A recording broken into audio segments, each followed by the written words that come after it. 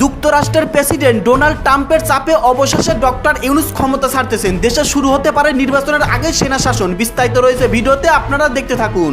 দর্শক, আমাদের নিরাপত্তা উপদেষ্টা ডক্টর খলিলুর রহমান আমেরিকা সফর করছেন। গত বুধবারে তিনি আমেরিকায় গিয়েছেন, এই তথ্য আমরা জানি। অন্তত 5 দিনের এই সফর, সেখানে নানা বিষয়ে আলোচনা হওয়ার কথা। এর আগে ডোনাল্ড ট্রাম্পের মুখোমুখি বা তার বিরুদ্ধে এত বড় শক্ত কথা কোন দেশের কোন মন্ত্রী, কোন রাষ্ট্রপ্রধান বলতে পারে না। এই যে সাহসটা, যে পরে কথা আগে ডাইরেক্ট বললি, রাজনীতির মাঠে শেষ বলতে কোনো কথা নেই, মানে যেখানে শেষ সেখান থেকেও আপনার বিপ্লব ঘটতে পারে। সেটি বর্তমান আমাদের বাংলাদেশে। আগামী কয়েকটা দিন বাংলাদেশের মানুষের জন্য খুবই সেন্সিটিভ, স্পর্শকাতর এবং অনেকে এই সময়টিকে টার্নিং পয়েন্ট হিসেবে উল্লেখ। কিন্তু আমার চোখে বাংলাদেশের ইতিহাসের সব থেকে বড় কিংবদন্তি, বাংলাদেশের ইতিহাসের উজ্জ্বলতম নক্ষত্র ক্রিকেটার সাকিব আল হাসান। বাংলাদেশ যখন থেকে ক্রিকেট স্ট্যাটাস পেয়েছে আইসিসির, এরপর থেকে বাংলাদেশে সাকিবের মতো তারকা ক্রিকেটার আর জন্ম নেয় নাই এবং 1000 বছরের ইতিহাসে আর জন্ম নেবেও না। এটা একদম নির্দ্বিধায় বলে দেওয়া যায়, সাকিবের মতো ক্রিকেটার বাংলাদেশ আর কখনো পাবে না। সাকিব দীর্ঘ 17 বছর বাংলাদেশ ক্রিকেটকে সার্ভ করেছে, বাংলাদেশ ক্রিকেটকে দুহাত ভরে দিয়েছে। কিন্তু সাকিবের একটাই আক্ষেপের জায়গা থাকবে, দেশের মাটিতে ক্রিকেট খেলে অবসর নিতে পারলো না। সাকিবের আরো একটা আক্ষেপের জায়গা থাকবে, যে দেশের মানুষের জন্য 17 বছর সার্ভ করলো, যে দেশের মানুষকে 17 বছর যাবৎ বিশ্বের বিভিন্ন প্রান্তে তাদের মুখ উজ্জ্বল করলো, সেই সাকিব আল হাসান মিথ্যা অভিযোগ এনে তার বিরুদ্ধে মামলা দায়ের করে তাকে বাংলাদেশে প্রবেশ করতে দেওয়া হলো না। একটি গুরুত্বপূর্ণ নির্বাচনের দিকে এগিয়ে যাচ্ছে দেশ। যদিও বাইরে থেকে দেখে আপাত দৃষ্টিতে মনে হচ্ছে সবকিছু নিয়ন্ত্রণে, কিন্তু ভেতরে ভেতরে একাধিক দিক থেকে চাপের মুখে পড়েছে সরকার। বিদেশি শক্তি, রাজপথের বাস্তবতা এবং নিজেদের রাজনৈতিক মিত্র, সব দিক থেকেই ভীষণ চাপে আছে তারা। নির্বাচন যতই ঘনিয়ে আসছে ততই তাদের সামনে বেশি ঝুঁকি তৈরি হচ্ছে। কিন্তু কিসের এত ঝুঁকি আসলে সরকারের? আসসালামু আলাইকুম প্রিয় দর্শক, নতুন একটা ভিডিওতে সবাইকে স্বাগত। তো ইতিমধ্যে আপনারা অনেকগুলো ভিডিওর অংশবিশেষ দেখেছেন, তো দেখে নিশ্চয়ই বুঝতে পেরেছেন যে ভিডিওটা আসলে কতটা গুরুত্বপূর্ণ এবং আকর্ষণীয় হতে চলেছে। তো চলুন কথা না বাড়িয়ে সম্পূর্ণ ভিডিওটা দেখে আসি। দেখার আগে বলবো, যারা আমাদের চ্যানেলটি এখনও পর্যন্ত সাবস্ক্রাইব করেনি দয়া করে সাবস্ক্রাইব করে দিন। যারা ইতিমধ্যে সাবস্ক্রাইব করেছেন তাদের অসংখ্য ধন্যবাদ। তো প্রিয় দর্শক, চলুন কথা না বাড়িয়ে একটি লাইক দিয়ে সম্পূর্ণ ভিডিওটা দেখে আসি। এই মুহূর্তে যুক্তরাষ্ট্র, যুক্তরাজ্য এবং অস্ট্রেলিয়া এক সুরে কথা বলছে। তারা চায় বাংলাদেশের নির্বাচন ইনক্লুসিভ হোক, অর্থাৎ সব বড় রাজনৈতিক শক্তি যেন কোনো না কোনোভাবে নির্বাচনের ভেতরে থাকে। এই দাবির কেন্দ্রে আছে নিষিদ্ধ আওয়ামী লীগ। পশ্চিমা দেশগুলো মনে করে আওয়ামী লীগের এখনো একটি বড় ভোট ব্যাংক আছে, যার সংখ্যা আনুমানিক 30 থেকে 35%। এই ভোটাররা যদি ভোট দিতে না পারে, তাহলে নতুন সরকার আন্তর্জাতিকভাবে দুর্বল হয়ে পড়বে এবং বিদেশি কূটনৈতিক মহল বলতে পারবে এই সরকার দেশের সব মানুষের প্রতিনিধিত্ব করে না। এই কারণে জাতীয় নিরাপত্তা উপদেষ্টা খলিলুর রহমানের সাম্প্রতিক মার্কিন সফর এত গুরুত্বপূর্ণ ছিল। ওয়াশিংটনে তাকে মূলত বোঝাতে হয়েছে বাংলাদেশ কিভাবে একটি বিশ্বাসযোগ্য এবং অংশগ্রহণমূলক নির্বাচন দেবে। কিন্তু বিভিন্ন কূটনৈতিক সূত্র বলছে যুক্তরাষ্ট্র এখনো পুরোপুরি সন্তুষ্ট নয়।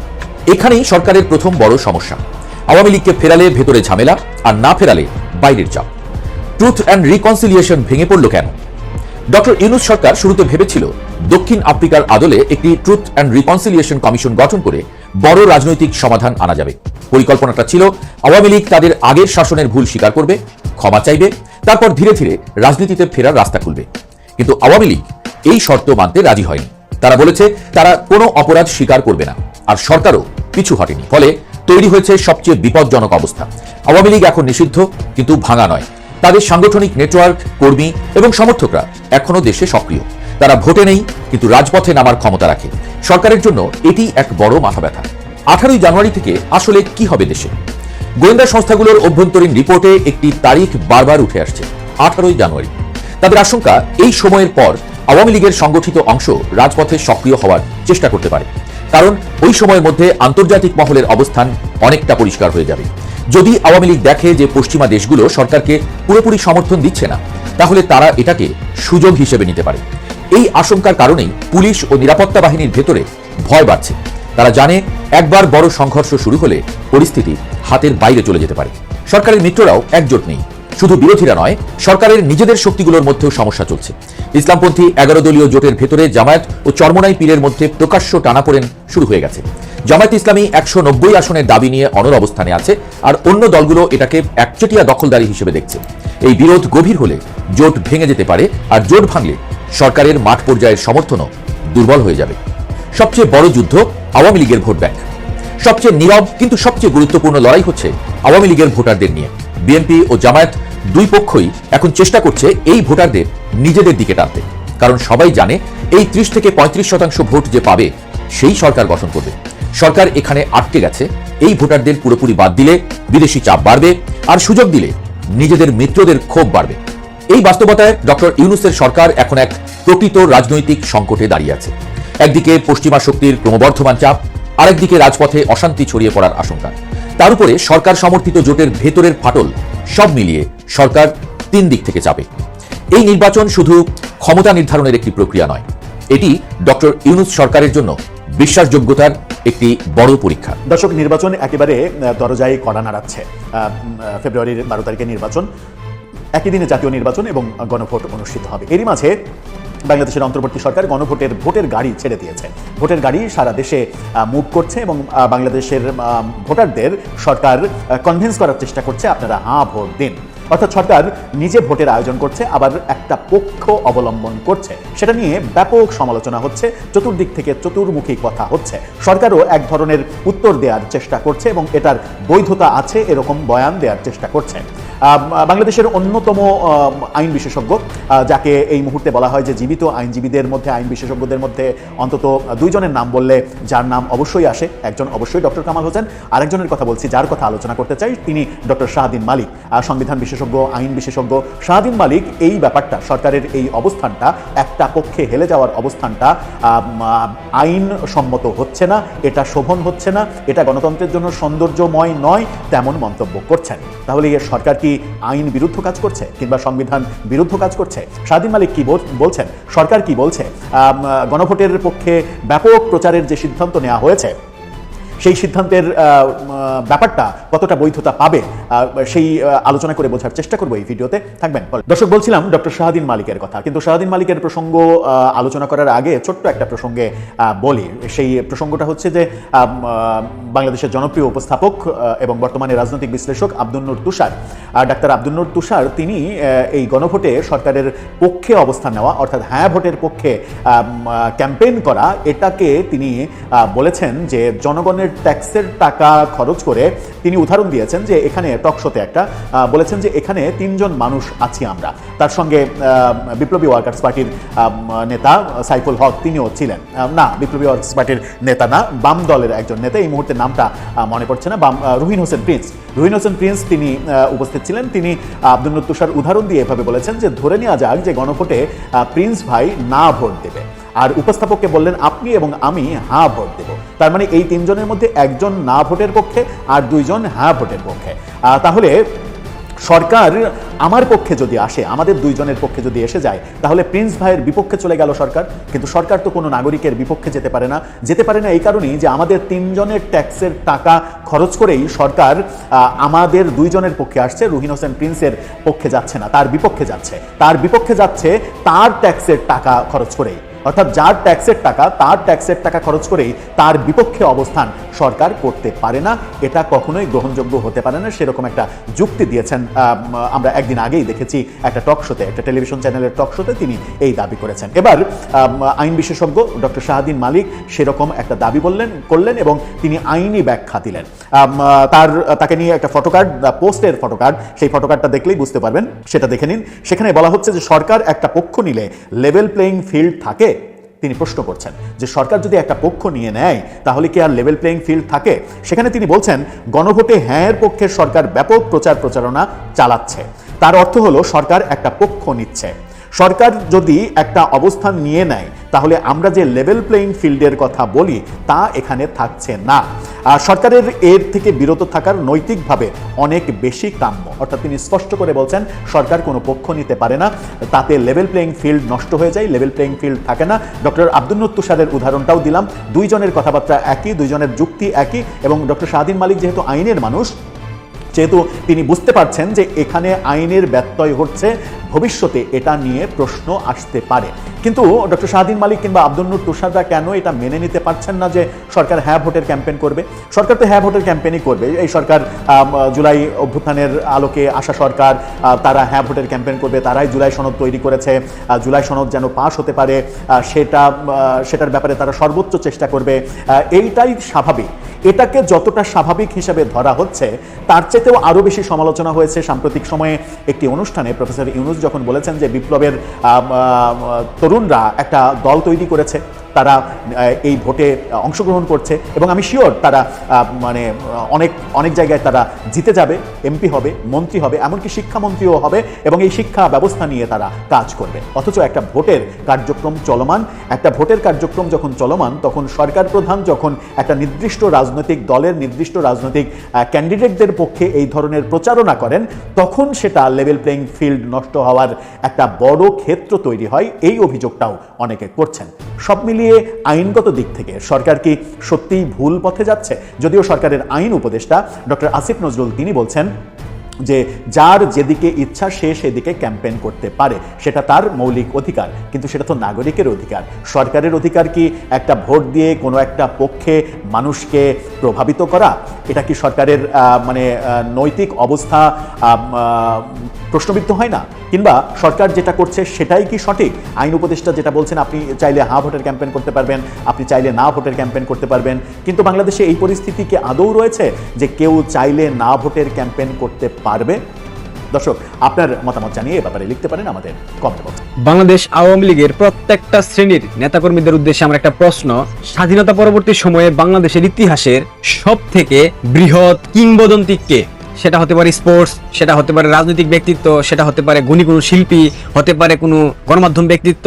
আপনাদের কার চোখে কে সেটা আমাকে বলবেন, কিন্তু আমার চোখে বাংলাদেশের ইতিহাসের সব থেকে বড় কিংবদন্তি, বাংলাদেশের ইতিহাসের উজ্জ্বলতম নক্ষত্র ক্রিকেটার সাকিব আল হাসান।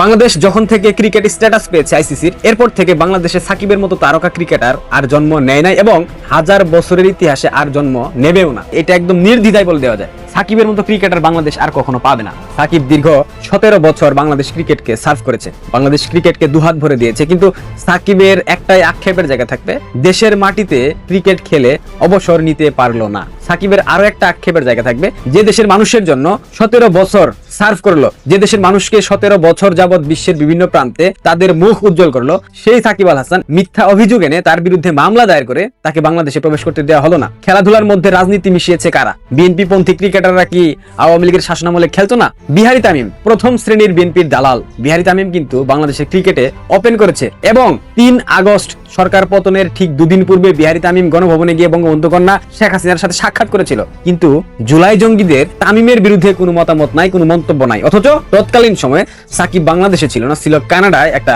ক্রিকেট লিগে খেলতেছিল। তার কারণে তাকে মিথ্যা মামলায় জড়িয়ে দেওয়া হলো, কারণ সে আওয়ামী লীগ মনোনীত সংসদ সদস্য। নৌকা প্রতীকে নির্বাচন করে মাগুরার মাটি ও মানুষের নেতা হতে চেয়েছিলেন, মাগুরার ভোটে নির্বাচিত হয়েছিলেন, কিন্তু তাকে সেই সুযোগ দিল না এই অবৈধ অন্তর্বর্তীকালীন সরকার। যাই হোক, এটা বাদ দিয়ে দেন। সাকিব আওয়ামী লীগের এমপি ছিল, সেক্ষেত্রে তার বিরুদ্ধে মামলা হয়েছে, এটা মেনে নেওয়ার মতো। আওয়ামী লীগের মধ্যে একটা দীর্ঘদিনের অভিযোগ ছিল, আওয়ামী লীগের অসংখ্য অ্যাক্টিভিস্ট, অসংখ্য নেতাকর্মী সাকিবকে পছন্দ করে না। তার কারণ সাকিব রাজনীতি করে আসে নাই, সাকিব তৃণমূলের রাজনীতি করে নাই, সাকিব রাজনীতির রটাও বুঝে না।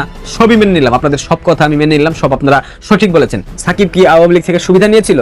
সাকিব কি জোরপূর্বক এমপি হয়েছে, জোরপূর্বক মনোনয়ন নিয়েছে? মোটেও না। সাকিবকে মনোনয়ন দেওয়া হয়েছে কারণ তার ক্রিকেট ক্যারিয়ার শেষের দিকে, সে বাংলাদেশের মানুষের জন্য কাজ করতে চায়, সে একজন আন্তর্জাতিক সেলিব্রিটি। সেই জায়গা থেকে সাকিবকে মনোনয়ন দেওয়া হয়েছে মাগুরার মা মাটি ও মানুষের নেতা হবার জন্য, মাগুরার মানুষকে সার্ভ করার জন্য। এটাই কিন্তু, এর বাইরে কোনো কারণ আসলে নাই। 5 আগস্টের পর আওয়ামী লীগের অসংখ্য রথী মহারথী তারা কিন্তু নীরব ভূমিকায় ছিল। 5 আগস্টের পর আওয়ামী লীগের অসংখ্য রথী মহারথীরা তাদের মিলিয়ন মিলিয়ন ফেসবুক ফলোয়ার নিয়ে তাদের ফেসবুক অ্যাকাউন্টকে ডিঅ্যাক্টিভেট করে দিয়েছে। তারা কিন্তু একটা স্ট্যাটাস ইউনুস কিংবা জামাত কিংবা বিএনপির বিরুদ্ধে লেখে নাই, কারণ তাদের প্রত্যেকের ব্যবসা বাণিজ্য বাংলাদেশে এখনো দেখাশোনা করতেছে বিএনপি জামায়াতের নেতা কর্মীরা। সেই জায়গা থেকে তারা জানে, তারা যদি বিএনপি কিংবা জামাতের বিরুদ্ধে লেখালেখি করে তাদের ব্যবসা প্রতিষ্ঠান দখল হয়ে যাবে। সেই ভয়ে তারা মুখ খুলে নাই, তারা সামাজিক যোগাযোগ মাধ্যমে এখন অব্দি নিষ্ক্রিয়। কিন্তু সাকিব মুখ খুলেছে। বঙ্গবন্ধু কন্যার জন্মদিনে সাকিব স্ট্যাটাস দিয়েছে, জাতির পিতা বঙ্গবন্ধু শেখ মুজিবুর রহমানের 15 আগস্ট মৃত্যু বার্ষিকীতে সাকিব শ্রদ্ধা জানিয়েছে। কিন্তু আওয়ামী লীগের অসংখ্য রথী মহারথী যারা 15 বছর ক্রিম খেয়েছেন, যারা 15 বছর লুটপাট করেছেন, তারা কিন্তু একটা লাইন জাতির পিতার মৃত্যু বার্ষিকীতে সুখের দিনে লিখতে পারেন নাই। এইটা আপনাদের ব্যর্থতা, এটা আপনাদের চরম ব্যর্থতা। যারা বলেন সাকিব রাজনীতি করে আসে নাই, যারা বলেন সাকিব রাজনীতির রটা বুঝে না, যারা বলেন শেখর ভাইকে বঞ্চিত করে, অর্থাৎ মাগুরায় যে পূর্বের এমপি ছিল আওয়ামী লীগ মনোনীত, সাকিবকে মনোনয়ন দেওয়া হয়েছে, এটা শেখ হাসিনার ভুল সিদ্ধান্ত ছিল। শেখ হাসিনা আদৌ ভুল সিদ্ধান্ত নিয়েছিল? 5 আগস্টের পর সাকিব ক্ষমা প্রার্থনা করে ফেসবুকে একটা স্ট্যাটাস দিয়েছিল। এটা কেন দিয়েছিল, কি কারণে দিয়েছিল সেটা বোঝার মতো সক্ষমতা, ধারণ ক্ষমতা আপনাদের মধ্যে নাই। এটা নিয়ে অন্য একটা দিন ব্যাখ্যা করব কেন সাকিব ফেসবুকে স্ট্যাটাস দিয়েছিল। সে খুব করে চেয়েছিল বাংলাদেশের মাটিতে শেষ টেস্ট, ওয়ানডে, টি20 খেলে একটা পূর্ণাঙ্গ সিরিজ খেলে সে বিদায় নিবে দেশের মাটি থেকে, কিন্তু সেই সুযোগ এই অন্তর্বর্তীকালীন সরকার করে দেয়নি। আওয়ামী লীগের শাসনামলে বিএনপির অসংখ্য ক্রিকেটার অর্থাৎ বিএনপি পন্থী ক্রিকেটাররা খেলেছে, বিকেএসপির বিভিন্ন টিমে খেলেছে, ঢাকা প্রিমিয়ার লিগ খেলেছে, কিন্তু আজকে বাংলাদেশের ক্রিকেটের একমাত্র পোস্টার বয় যে বাংলাদেশের ক্রিকেটকে আন্তর্জাতিক পরিমণ্ডলে স্বীকৃতি নিয়ে এসে দিয়েছেন, যে ব্যক্তিটার কারণে বাংলাদেশ নামক রাষ্ট্রকে পৃথিবীর অনেক রাষ্ট্রের মানুষ চেনে, সেই ব্যক্তিকে বাংলাদেশে আসতে দেওয়া হলো না। অথচ সেই ব্যক্তিকে আসতে দেওয়া তো হলোই না, পাশাপাশি তার সকল ব্যবসা প্রতিষ্ঠান, তার সকল ব্যাংক অ্যাকাউন্ট জব্দ করা হয়েছে। কত বড় ফেসিস্ট হইলে, কত বড় স্বৈরাচার হইলে এই ধরনের কর্মযজ্ঞে লিপ্ত হইতে পারে সেটা ইউনুসকে না দেখলে বাংলাদেশের মানুষ বুঝতো না। আমি সাকিবকে নিয়ে এত কথা কেন বলছি, বলার নিশ্চয়ই কারণ আছে। সাকিব আল হাসান 5 আগস্টের পর তিনি চাইলেই নিগোসিয়েশন করতে পারতেন, তিনি চাইলে ক্ষমা চেয়ে ইউনুসের প্রশাসনের সাথে মিলে যেতে পারতেন, তিনি চাইলে দেশে ফিরতে পারতেন, তিনি চাইলে তার ব্যবসা প্রতিষ্ঠান ঠিকঠাক রাখতে পারতেন। কিন্তু সাকিব একটা কঠিন ব্যক্তিত্ব সম্পন্ন মানুষ। সাকিব কখনো ব্যক্তিত্ব বিসর্জন দেয় না। তাকে অনেকে শোরুম আল হাসান বলেন, কারণ তিনি টাকার বিনিময়ে শোরুম উদ্বোধন করতে যান। এখন তো সাকিব কোনো শোরুম উদ্বোধন করে না। এখন কি সাকিবকে আপনারা টাকা দেন? পেশাদার ক্রিকেটার, তার পেশার জায়গা থেকে সে যা ইচ্ছা করবে। তার ক্রিকেট মাঠে পারফরমেন্স কি সেটা তো আপনাদের বিবেচনা করা উচিত। সে কি করতেছে ব্যক্তি জীবনে এটা কিন্তু আপনাদের ভাবার বিষয় না। এটা নিয়ে সমালোচনা করার কোনো বিষয় আছে বলে আমি মনে করি না। শোরুম আল হাসান, জুয়ারি সাকিব, অসংখ্য তকমা দেওয়া হয়। সাকিব বাংলাদেশের একমাত্র ক্রিকেটার যে কিনা ক্রিকেটারদের সকল চাওয়া পাওয়া নিয়ে কথা বলে, লড়াই করে, প্রতিবাদ করে, সবসময় মুখের উপর সত্য কথা বলে। মাঠের মধ্যে, খেলার মধ্যে 2 নাম্বারই হচ্ছে সেখানে স্ট্যাম্পে লাথি মারে, স্ট্যাম্প তুলে ছুঁড়ে মারে। সাকিব একমাত্র ক্রিকেটার, যদি বিশ্বের বিভিন্ন প্রান্তের বিভিন্ন দেশের ক্রিকেটাররা বাংলাদেশি ক্রিকেটার কিংবা বাংলাদেশি সমর্থকদেরকে অসম্মান করে, সাকিব ইনস্ট্যান্ট মাঠে দাঁড়িয়ে প্রতিবাদ করে। এটাই সাকিব আল হাসান, একজন ব্যক্তিত্ব সম্পন্ন মানুষ। সাকিবের ব্যক্তিত্ব যতটুকু আছে, এর কিঞ্চিত ব্যক্তিত্ব সম্পন্ন নেতা আওয়ামী লীগের মধ্যে খুব কমই আছে। সাকিব যা বলে তা করে, সাকিব যা করে সেটা বলে, সাকিব যেটা পারে না সেটা বলে না। আমি অনেক ছোটকাল থেকে সাকিবের ফ্যান। আমার শৈশব কৈশোরের একমাত্র আইডল ক্রিকেটার সাকিব আল হাসান। এর জন্য আপনারা আমাকে যা ইচ্ছা বলতে পারেন, গালি দিতে পারেন, কোনো সমস্যা নাই। তবে সাকিব একটা জিনিস, এবং সাকিবের থেকে আওয়ামী লীগের যারা ঝুলন্ত ব্যক্তিত্ব সম্পন্ন নেতাকর্মী আছেন, অর্থাৎ অর্ধেক ঝুলে আছেন, কি করবেন না করবেন ভেবে পাচ্ছেন না, তাদের শিক্ষা নেওয়া উচিত। সাকিব চাইলেই ব্যালেন্স করতে পারতো, কিন্তু সাকিব তার ব্যক্তিত্ব বিসর্জন দেয় নাই। সাকিব একবার যেহেতু বলেছে সে বঙ্গবন্ধু কন্যার কর্মী, সাকিব একবার যেহেতু বলেছে বাংলাদেশ আওয়ামী লীগ, সে ধারণ করে সে আওয়ামী লীগ থেকে বের হতে চায়নি এবং সে হবে না। গতকাল সাকিব বিডি ক্রিকেট টাইম নামক একটা গণমাধ্যমে একটা সাক্ষাৎকার দিয়েছে, অনেক লম্বা, প্রায় 18 মিনিটের মতো। আমি কিঞ্চিত একটা অংশ আপনাদেরকে শোনাচ্ছি। দেশে তো নির্বাচন সামনে, এরপরে যে এখন তার পরিস্থিতি অনুকূলে নেই, ভবিষ্যতে যদি অনুকূলে আসে তাহলে কি নির্বাচন করবেন আবার? হ্যাঁ, নির্বাচন কেন করবো না, নির্বাচন তো করবোই, ওটাতে কোনো ইয়ে নেই, ডাউট নেই আমার। নির্বাচন করব, মাগুরা থেকেই করব ইনশাল্লাহ, এবং মাগুরার মানুষের জন্য কাজ করার সর্বোচ্চ চেষ্টা করব। নির্বাচন করব। আমার তো দল আমার মতোই আছে, আমার দল তো এখন নাই। যখন আমরা আসি ইনশাল্লাহ আসবে, এবং ভালোভাবে দেশের মানুষকে নিয়ে একসাথে কাজ করতে পারবো বলে আমি মনে করি। দল হিসাবে তো ভুল ত্রুটি অনেকেরই থাকতে পারে, অনেকভাবেই থাকতে পারে, বাট সেইগুলা ভুলগুলো যদি আমরা ঠিক করে তাড়াতাড়ি কামব্যাক করতে পারি, আমার কাছে মনে হয় দেশের মানুষও সেটা খুব ভালোভাবে নিবে এবং আমাদেরকে সেই সাপোর্টটা করবে। কারণ আমার কাছে মনে হয় দলগতভাবে কিছু খারাপ দিক থাকলেও অনেক ভালো দিকও আছে, আর ভালো মন্দ মিলেই মানুষ, মানুষের হয়তো ডিসিশন নেওয়ারও একটা সুযোগ তৈরি হবে। আপনারা নিজেরাই শুনলেন, এটা ব্যাখ্যা করার কিছু নাই। কিন্তু একটা বিষয়, তাকে যখন প্রশ্ন করা হয়েছিল আপনি আবার নির্বাচন করবেন কিনা, স্পষ্ট ভাষায় উত্তর দিয়েছেন, একদম পিওর পলিটিশিয়ানের মতো, অবশ্যই নির্বাচন করব, আমি মাগুরা থেকে নির্বাচন করব, আমি মাগুরার মানুষের জন্য অনেক কিছু করতে চাই। তাকে দলের বিষয়ে বলা হয়েছিল, কোন দল থেকে নির্বাচন করবেন? আমার দল একটাই, আমরা এখন নাই বাইরে, আমরা অবশ্যই ফিরবো, আমাদের ভুল ত্রুটি শুধরে আমরা বাংলাদেশের মানুষকে সাথে নিয়ে বাংলাদেশের উন্নয়নের জন্য কাজ করব। অথচ এই ব্যাখ্যাগুলা, এই বিবৃতিগুলা, এই স্টেটমেন্টগুলা বাংলাদেশ আওয়ামী লীগের সুপ্রিম লিডার যারা আছেন তাদের মুখ থেকে আসা উচিত ছিল।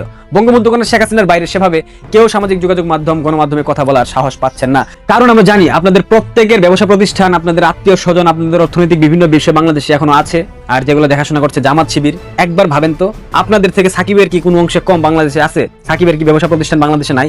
সাকিবের মা বাবা স্টিল নাও বাংলাদেশে অবস্থান করছে না? করছে। 2 দিনের রাজনৈতিক নেতা হয়ে সাকিব যদি রিস্ক নিয়ে কথা বলতে পারে, একজন আন্তর্জাতিক সেলিব্রিটি হয়েও আপনারা কথা বলার সাহস পাচ্ছেন না। আপনাদের এত লোভ, টাকা কি করবেন আপনারা? এত টাকা কোথায় নিয়ে যাবেন? কবর নিয়ে যাবেন? অনেকেই তো এক পা কবর চলে গেছে, এখনো কথা বলার সাহস পাচ্ছেন না। দেখেন, যত কিছুই বলেন, যা কিছুই করেন, ফিরতে হলে রাজপথ দখল করতে হবে। যাই করেন না কেন, পৃথিবীর যত রাষ্ট্র আপনাদেরকে সহায়তা করুক, ফেরার জন্য নিজেদের অবস্থান সৃষ্টি করতে হবে। নিজেদের অবস্থান সৃষ্টি না করতে পারলে কেউ সহায়তা করে কোনো কিছু করতে পারবে না। সাকিবকে যারা দোষারোপ করতেন, সাকিবকে যারা তিরস্কার করতেন, সাকিবের প্রতি যাদের অনীহা ছিল, সাকিবকে যারা ব্যঙ্গ করতেন, যারা বলতেন 2 দিনের রাজনৈতিক নেতা, যারা বলতেন রাজনীতির রটা বুঝে না, আমি আজকে আপনাদেরকে বলতে চাই, সাকিব রাজনীতির যতটুকু বুঝেছে গত 1.5 বছরে, আপনারা তার শিখি ভাগও জানেন না। একটা কথা বলে যায় আজকে, ভবিষ্যৎবাণী করে যায়, সাকিব বাংলাদেশ আওয়ামী লীগের সর্বোচ্চ নেতা হবে। মাথায় রাখবেন আমার কথাটা। অদূর ভবিষ্যতে সাকিব আল হাসান বাংলাদেশের সব থেকে জনপ্রিয় রাজনৈতিক ব্যক্তিত্বে পরিণত হবেন। যেমনটা জনপ্রিয় হয়েছেন বাংলাদেশের ক্রিকেট অঙ্গনে, আন্তর্জাতিক পরিমণ্ডলে সাকিবের যে জনপ্রিয়তা, সাকিবের যে ব্র্যান্ড ভ্যালু, সাকিবের যে আন্তর্জাতিক উপস্থিতি, সবকিছু এক করে যেমন অলরাউন্ডার সাকিব আল হাসানকে আপনারা অতীতে দেখেছেন, ভবিষ্যতে অলরাউন্ডার রাজনৈতিক সাকিব আল হাসানকে আপনারা দেখবেন। আমার কথাটা মিলিয়ে নেবেন। আজ থেকে হতে পারে 5 বছর পর, 10 বছর পর, কিংবা তারও বেশি সময় পর সাকিব বাংলাদেশের রাজনীতিতে সর্বোচ্চ সফল হবে। সবশেষে সাকিব ভাই যদি আমার ভিডিওটা দেখেন, আপনাকে অসংখ্য অসংখ্য ধন্যবাদ বাংলাদেশ আওয়ামী লীগের পক্ষে থাকার জন্য, মুক্তিযুদ্ধের পক্ষে থাকার জন্য, আদর্শের প্রতি দায়বদ্ধ থাকার জন্য। ভালো থাকবেন আপনি, আপনার পরিবারের জন্য, সবার জন্য অনেক অনেক শুভকামনা। ধন্যবাদ। তো প্রিয় দর্শক, আশা করছি সম্পূর্ণ ভিডিওটা মনোযোগ দিয়ে দেখেছেন। দেখে কি বুঝলেন, কি জানলেন, আপনাদের গুরুত্বপূর্ণ মতামতগুলো আমাদের কমেন্ট বক্সে জানিয়ে দিন। পারলে ভিডিওটা শেয়ার করে অন্যকে দেখার সুযোগ করে দিন। আবারও বলছি, যারা আমাদের চ্যানেলটি এখনো পর্যন্ত সাবস্ক্রাইব করেনি, দয়া করে সাবস্ক্রাইব করে দিন। যারা ইতিমধ্যেই সাবস্ক্রাইব করেছেন তাদের অসংখ্য ধন্যবাদ। তো প্রিয় দর্শক, আজকের মতো এ পর্যন্তই। দেখা হবে পরবর্তী কোনো নিউজে। ততক্ষণ সবাই ভালো থাকবেন, সুস্থ থাকবেন। আল্লাহ হাফেজ।